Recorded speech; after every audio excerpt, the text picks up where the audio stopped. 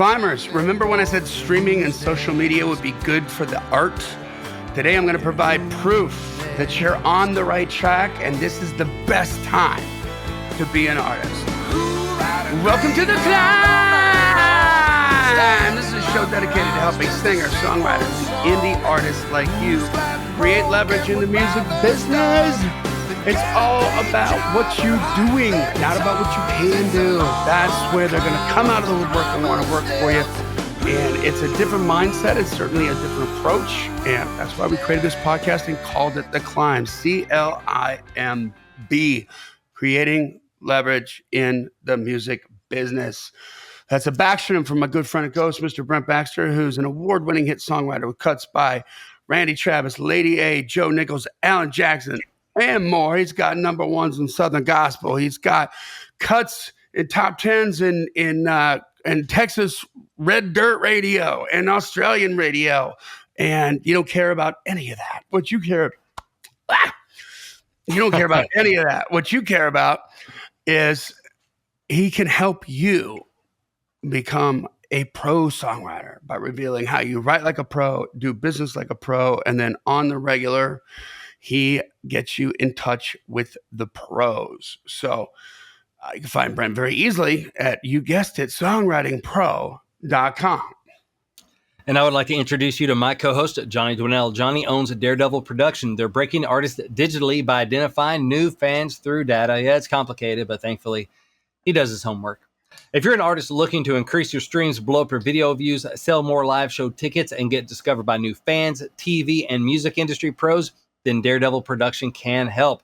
Daredevil has worked with multi-platinum artists like Colin Ray, Tracy Lawrence, Ty Herndon, and Andy Griggs, just to name a few. You can find Johnny at daredevilproduction.com. That is production singular, no S, and there is no S because there is no other Johnny D.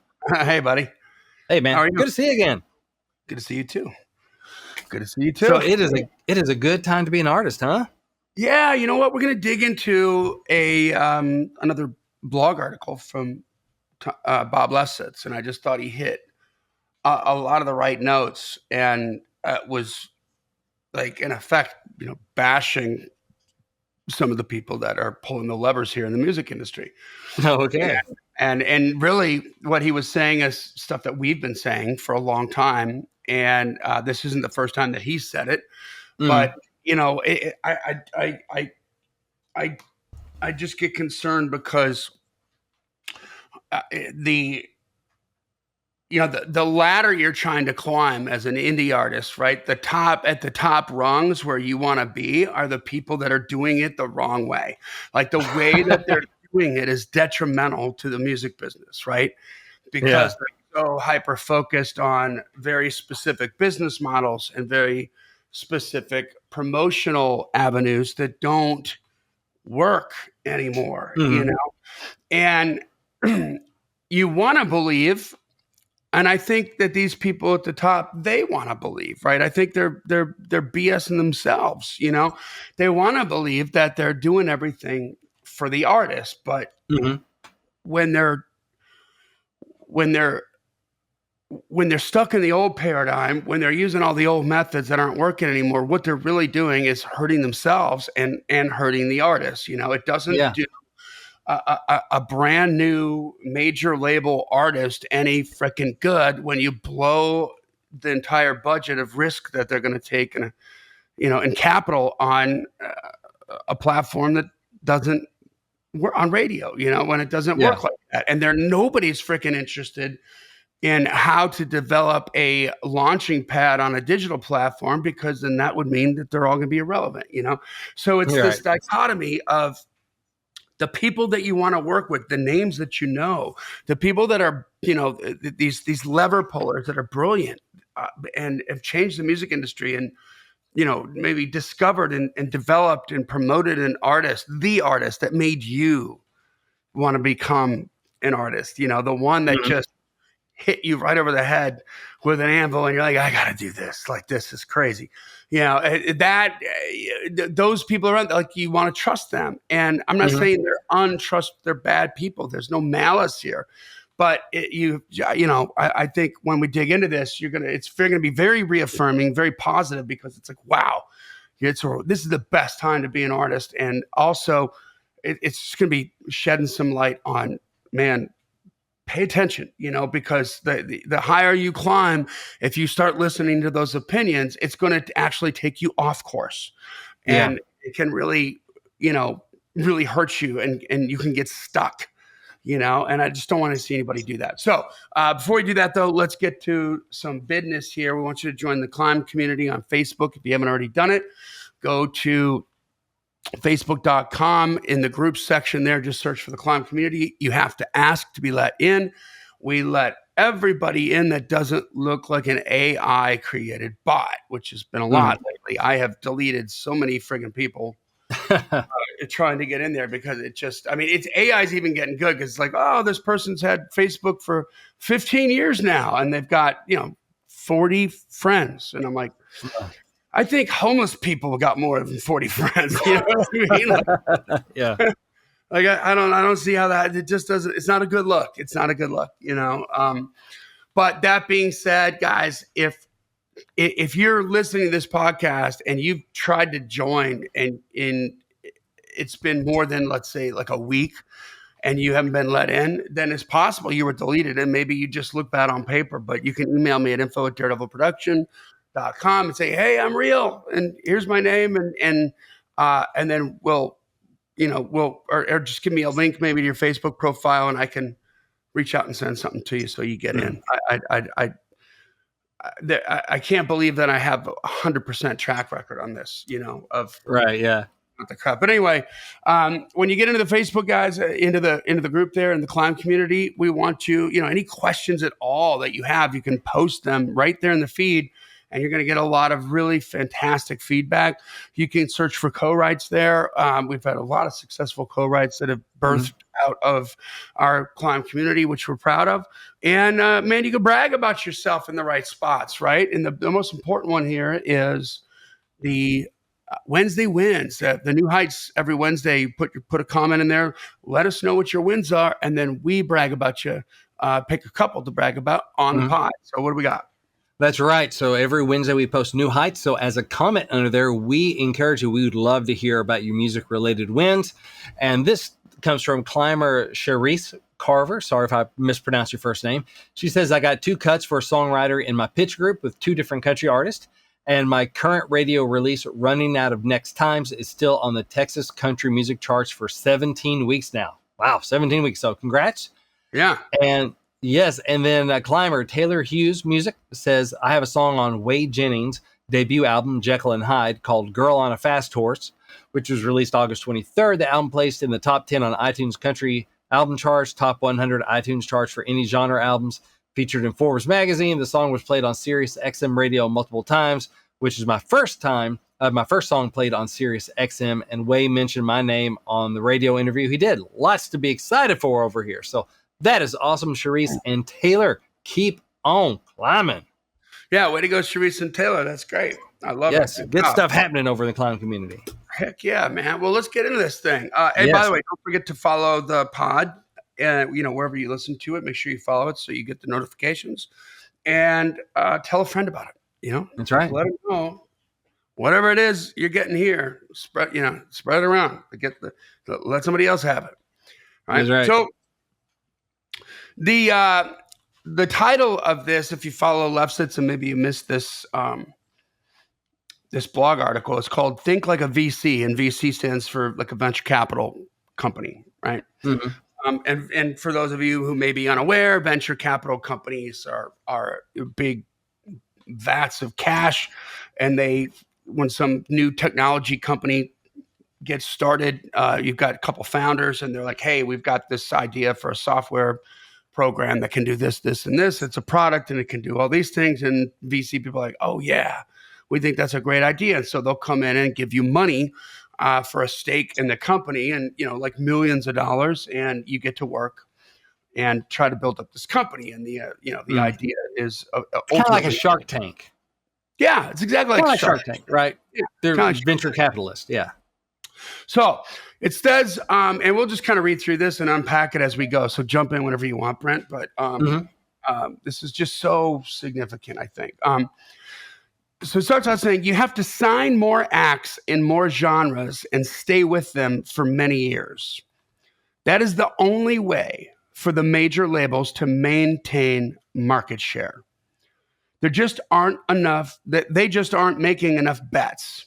They're still mired in MTV thinking, i.e., there's a handful of universal hits and you want to control them. No, there are more hits and more genres than ever before. And if you're just skimming from the top, you're missing out on the moonshots, right? In other words, you have to forego the data and look at the music. And it hasn't been this way for a very long time. The model is clearly established. Warner Reprise of the 60s and the 70s. This is the way like labels should have worked, right? Back then.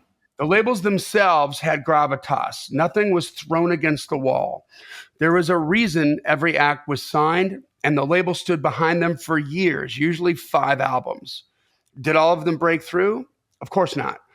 But a good number of them were profitable, and it was nearly impossible to predict which ones would blow up.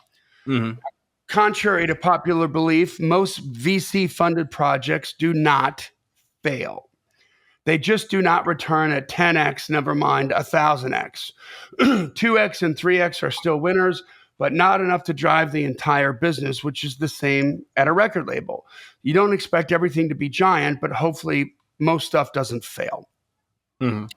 VCs invest in new ideas. They look to the future. They go where no one else has to own a vertical, right?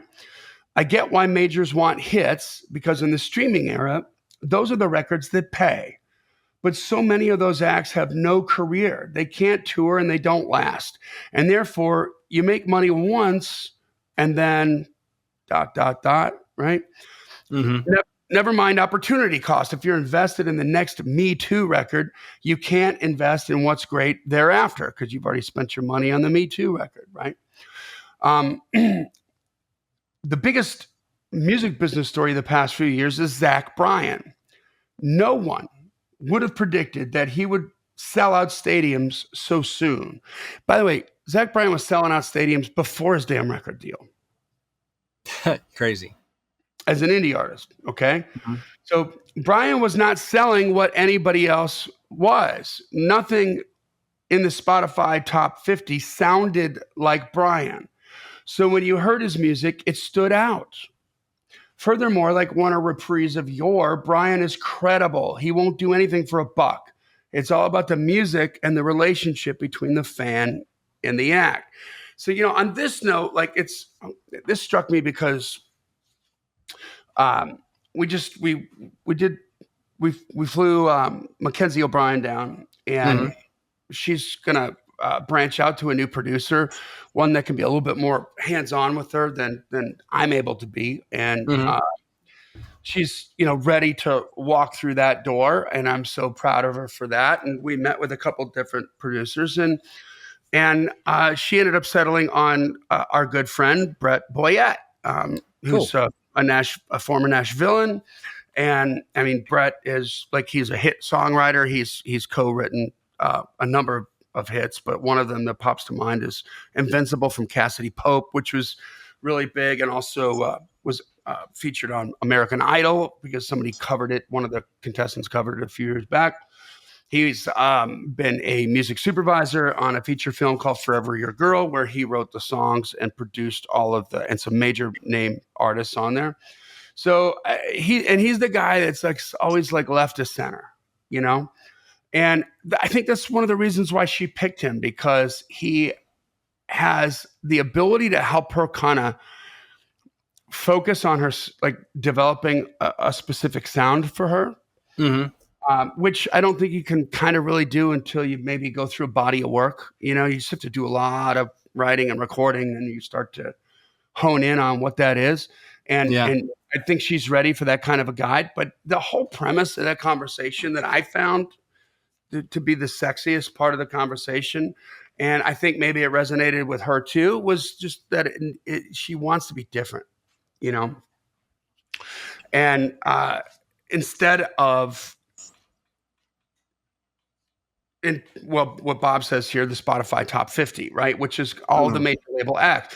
Now, when you think about the game that the majors are playing, right?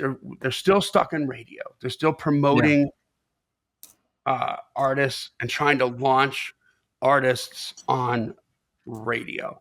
Now, if they become acquisition-based business models, so they're buying artists that have already made a lot of headway on social media, have huge audiences, and they think they can make that fire bigger.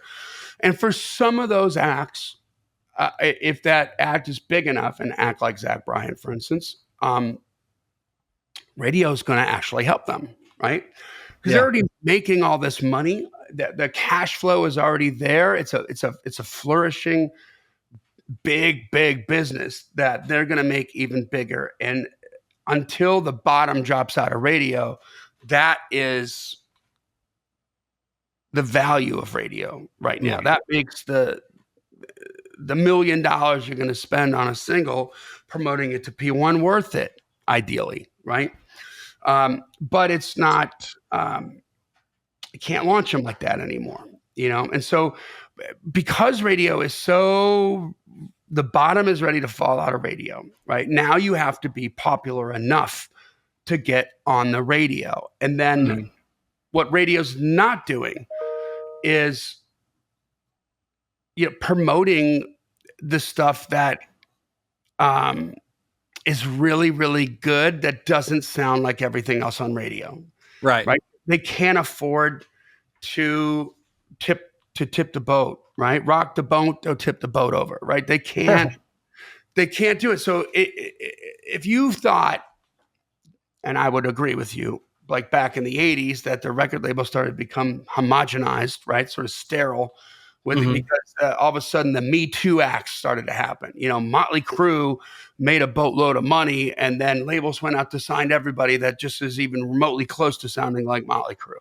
And it creates a lot of fodder, If you thought that was sterilization, I mean, now that radio is like, we can't have it on the radio unless we know it's popular. And if they're trying to break an artist on the radio, then they don't really know that they're very popular. And so their North Star is going to be the music. It's got to sound like everything else. Yeah. But if you're Zach Bryan and you don't sound like anybody else, but you're selling out stadiums before you get your deal, well, that's a no-brainer, right? Yeah. We know that people like this. And so they can't afford to be as avant-garde as radio was back in the 60s, And so that's just like, this is like the deeper look at like what's going on here. So I want you guys to be informed on this so you're making the right decisions. So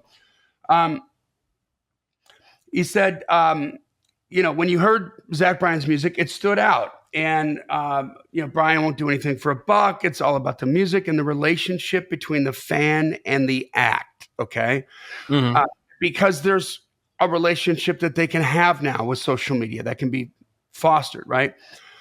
Now, he goes on to say that the music business blew up in the 60s because of FM radio.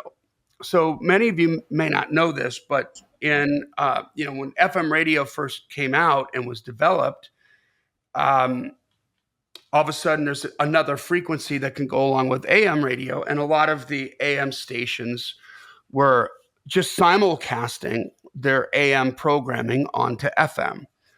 And back in the 60s, the Federal Communications Commission enacted a duplication rule in 1964 that limited that. It disallowed a radio station that had an FM and an AM frequency to simulcast the same content. So if you're looking at that at 30,000 feet, it doubled the frickin' bandwidth, right? Like all of a sudden now they've got to find something else to put on FM because whatever they're playing on AM, they can't play it on FM. They got to come up with different content. So there's all this room now, and it was music that they put on there, right? That was a big part of what happened. So that's a big part of why the music business blew up so big, because all of a sudden this amazing promotional tool There's a lot more room available on it. So says owners could no longer simulcast on FM what they were airing on AM. And this gave a window to all sorts of alternatives, from Cream to Wildman Fisher. And what has the internet wrought? Streaming. Anybody can play. And that's very important to acknowledge. The paradigm of yore was to spend a ton of money getting it right, because if you did it right, the cash rained down. Now you can't spend that much. Furthermore, costs are down. So the script is flipped to capturing lightning in a bottle. To have many writers and remixers is to miss the point. That's the old paradigm. As for streaming itself, it pays handsomely to the victors, but the profits don't come close to those of the CD era, when the product was expensive and royalties were low. Furthermore, marketing costs have decreased. You can reach the public for free. And the old ways of marketing deliver de minimis results. Print means almost nothing, right? Like getting on the cover of Rolling Stone magazine. Who gives a crap? Like, and as does TV. It means almost nothing. Terrestrial radio means more, but far less than it used to. And not only is it decreasing in mindshare, the young, impressionable audience doesn't listen to it. He says, to argue with me here is to miss the point. If you're defending the past, you're dying and you just don't know it yet. Right? Ouch. Yeah. He's not pulling any punches on this one. No. Used to be the A&R people found acts with value and invested in making the record. But then the script flipped to the Doug Morris model. And that was what we were just talking about with the Me Too, right? So it's like throw everything against the wall and see if it sticks, i.e. get it on the radio and see if it sells. That's history too. Everything grows from the bottom up these days, just like in the late 60s. Word of mouth is everything, and the public is hungry for quality product. Right?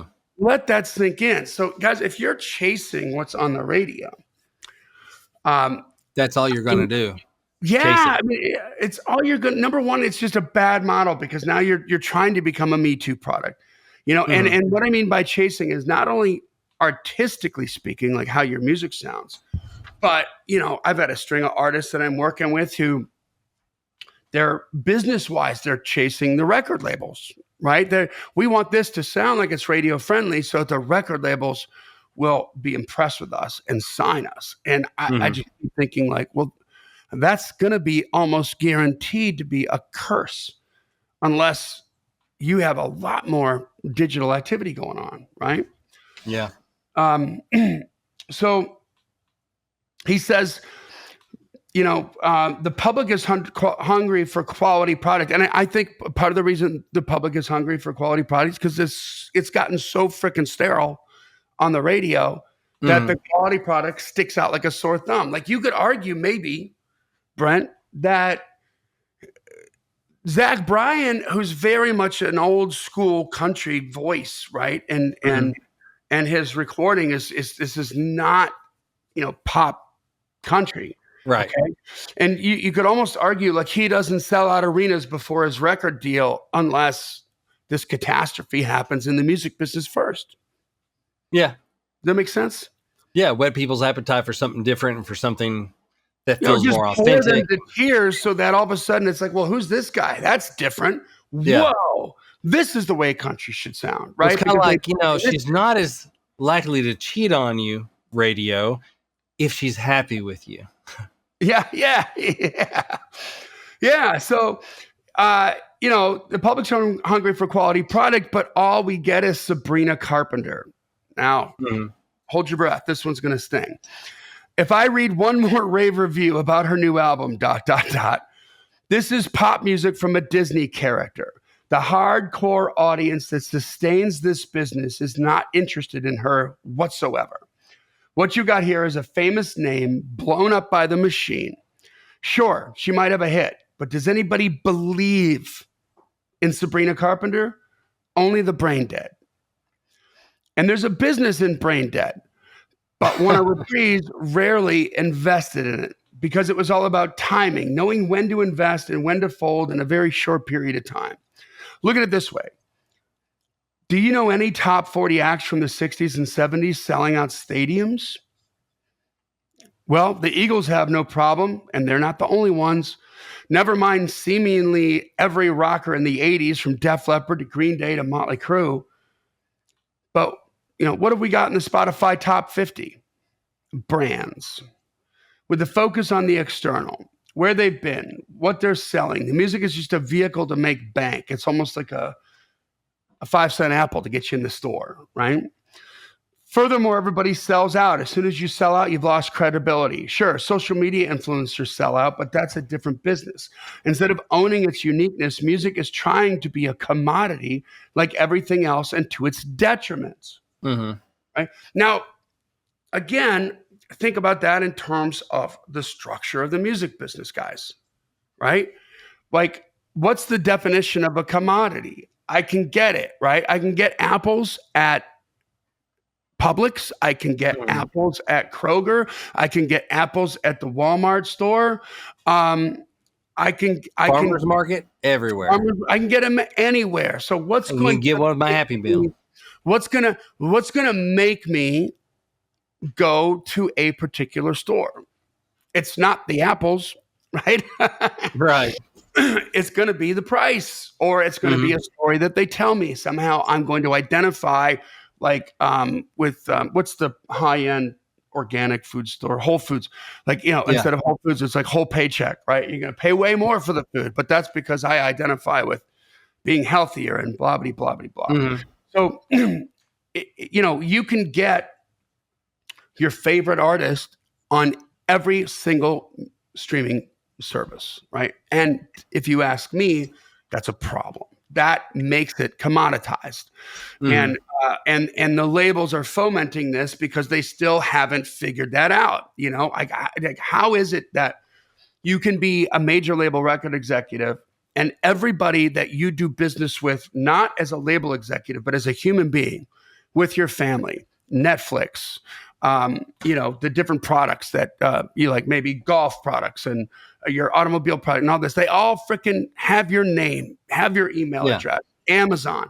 They know who you are. They know what you like. And how can you experience this? There's no way that 100% of all the record executives on this planet are not completely involved in new digital marketing as a consumer. And how are they not, bringing that to their business? Like, how is the music business the only industry on the planet that doesn't know who the end user is still? Yeah, it's crazy. It's 2024. It's almost 2025. Good God. Like, so, you saw Hollywood figure that out really quick, right? I mean, Netflix could have very easily become the Spotify of Hollywood. But then they were all like, no, well, hold on. Let's start our own streaming services. So that's better for the art, because if you've got kids, you've got Disney, period. Yeah. And why? Because of the content, not because of the price. Right. Right. And so, I mean, think about that in terms of big picture stuff, guys. All right. So, music is trying to be a commodity, and like everything else, to its detriment. And that's why he says to its detriment, because it's the only way to compete with the commodity is to lower the price. And that's to its detriment, right? And he says, sure, Taylor Swift is selling out stadiums, but this is not equivalent to the British invasion, where the Beatles were followed by the Stones, and then the Hollies, and Herman's Hermits, Jerry and the Peacemakers, and the Dave Clark Five. The list is endless. Like the what was born from the British invasion of the British music coming over to America and really hitting. Actually, Hannah Gadsby had it right in yesterday's New York Times. She called Taylor Swift a can of Coke masquerading as a sorority cult. Okay. Yeah, it goes, this is genius and accurate, but you can't say anything negative about Swift because you're a hater. But come on, all this hoopla, is it really about Swift's music? Swift hasn't made anything that goes straight to the heart since her first 2 albums written with Liz Rose. Working with the producer du jour and selling multiple versions of vinyl to remain #1, that's commerce, not art.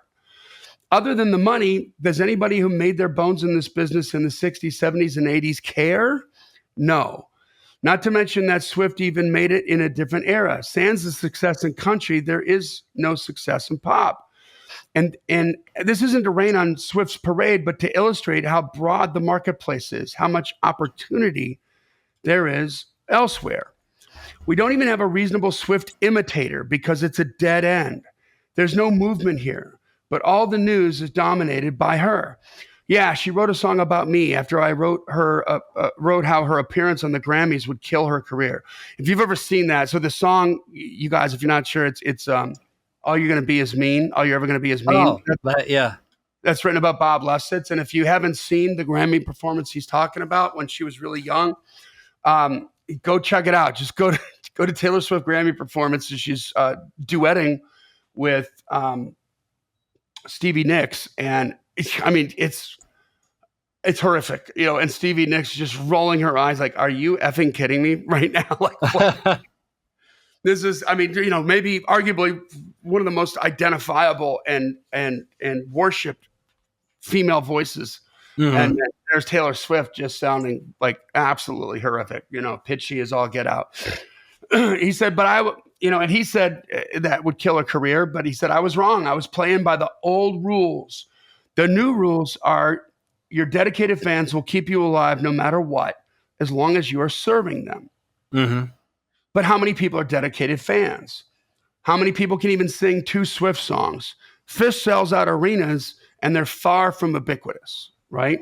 Yeah. So that's a difference. I bet a lot of you don't even know who Zach Bryan is.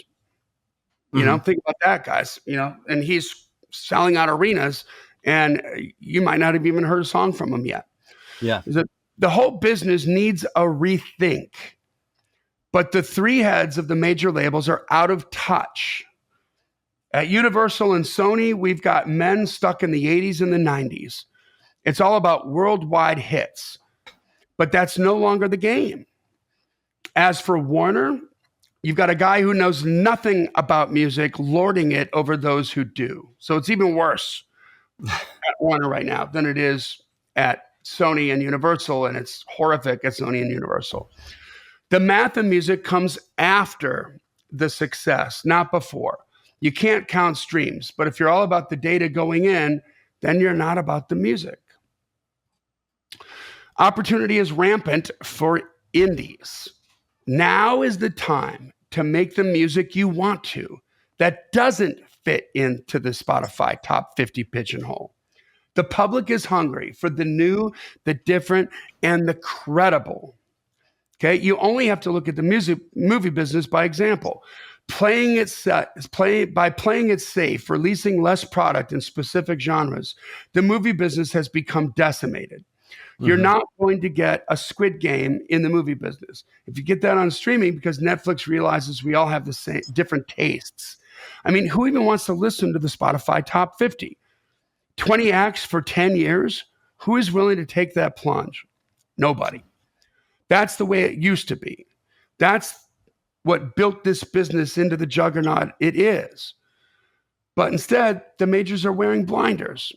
There will be change. We can't go for this. We can't go for this long with the old genres continuing to dominate. And nobody with brains wants to be a musician. The odds are long and the pay ain't great. You can make more at a bank in many jobs, so we don't get the best and the brightest, right? I only get people dumb enough to do this. Yeah. Thanks, Bob. But we show the power. But if we show the power of music, everybody wants power to influence the culture. Used to be the acts were bigger than the politicians, but no more. But they can be again, right? I love that. All bets are off. We're open to all comers. He said, my girlfriend talked about buying 1 meatball at Whole Foods today. She was referencing the Ry Cooder cover of the singer Zarette song on his first album. This is culture. I know this song by heart. Took years for Ry Cooder to break through, but he still got a career. Yesterday's flavor of the moment, history, right? And streaming. Mm-hmm. So I think that's it, guys. You've really got to, number one, he's saying, and Zach Bryan proves it, that make the music you want to make. Don't try to be the copycat, right? The Copycat Act was the way to get signed before. But now my biggest fear is like, what if they say yes? Like, what if they sign you, And then I've got, several artists that have been through Daredevil in the last 11 years that have played this game and just become fish on ice in doing nothing at the label because the label can't break them, right? Because they don't have enough going on. And they're still trying to figure themselves out. So it's just such an unusual place to be because the North Stars that you should be following are leading you down the wrong road. Right? They're working a dead game and they're working it into the ground, and things are changing. Whereas the new artists that are blowing up because the music's so sterile, like a Zach Bryan, are coming in to the main machinery of the music business, if you will. And if you don't know how to drive that train, you're screwed, right? Yeah. So either Zach or somebody around Zach knows what the hell they're doing on the business end of this by determining how they can best use the labels to their advantage instead of entrusting the labels to do it for them. Yeah. How can they leverage the labels? Yeah. How can they leverage the labels, right? And now with, I guarantee you Zach Bryan owns his masters, it's a JV partnership now. It's like, hey, here's what you're going to do for me, and you're going to do it right, or I'm going to get somebody else to do it for me, and as opposed to having your hat in your hand, begging for that opportunity to be signed by a label, and then letting them drive because they are looking in the rearview mirror. And when you're doing that and you're not looking at the road, you're going to drive right off over the cliff. You know what I mean? And that's essentially what's happening here. So I just wanted to give you a perspective from one of the great minds, I think, of the music business, Bob Lessitz. And he's definitely got a tongue. He's definitely got an opinion. And he doesn't pull any punches, but there it is. The record labels are, when radio became ubiquitous, who fought against radio? The record labels. Right? There was contracts that, prevented artists like Frank Sinatra from doing live performances on the radio, right? Because they didn't figure if people can just hear it on the radio for free, they're not going to buy the record. Right. Well, turned out that was wrong. They were against MTV in the beginning, right? Because MTV wouldn't pay to spin the songs, but it became such a huge promotional tool, they forgave them, and that worked. Guess who is against streaming, forever? They didn't embrace streaming until 2017, right? That's less than 10 years ago. Like, wow. So guys, this is just, be careful who you're working with, and you really, you feel like you're a babe in the woods. You feel like you're naive, like you just fell off the turnip truck. But you have to figure out your plan and your path and stick to that, knowing that as you continue to ascend, you're going to get more and more important people looking at you, and they're going to want to tell you how it is. This is the way it is. And it's like, no, they're wrong, you know? And you've really got to listen to them because they've got great minds, but then you got to think like, is this a brilliant mind working the old paradigm, or is this a mind working the new paradigm? Because if you're working the old, it's almost like a death sentence, right? It's certainly killing the labels off. It's not helping. It's homogenizing the music. And I don't know that this is going to publicly come to light until literally the bottom falls out of radio. I don't know how much longer they can financially stay afloat, right? The winter's coming.